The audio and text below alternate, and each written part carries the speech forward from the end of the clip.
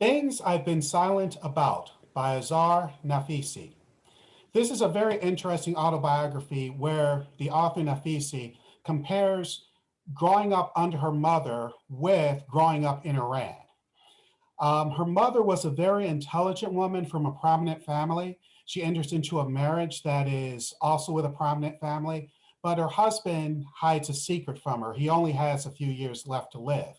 And after he dies, 2 years after their marriage, the mother basically stays in the past. She doesn't really move forward past that very much. And when she marries the author's father, the author finds herself agreeing and supporting her father more often than her mother, even though her father is somewhat of a notorious cheater.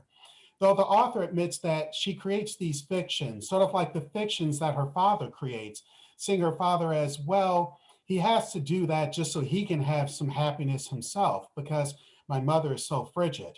The writing in this is very straightforward, it's very blunt. And the author then becomes determined to live the life that her mother was never able to live. She gets an education in England. She ends up getting married kind of young. This was part of her mother's doing. And then she gets an education in America where she eventually divorces her first husband. She marries another person. They're very much not happy with the way the Iranian government is going. They return to Iran in the 70s and they are there, after the revolution has occurred.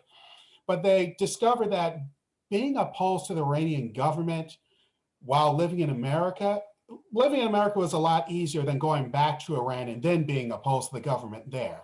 Eventually, in the late 1990s, they end up moving back to America, where they now live.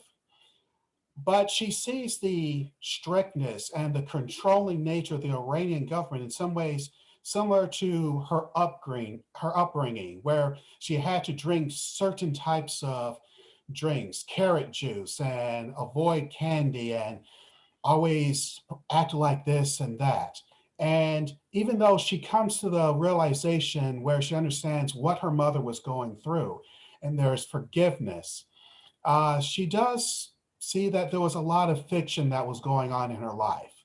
So if you're interested in this autobiography, definitely call the Waukegan Public Library, extension 236, and you can pick up via curbside, or you can come into the library for 20 minutes. So go ahead and give us a call, and I'll see you there.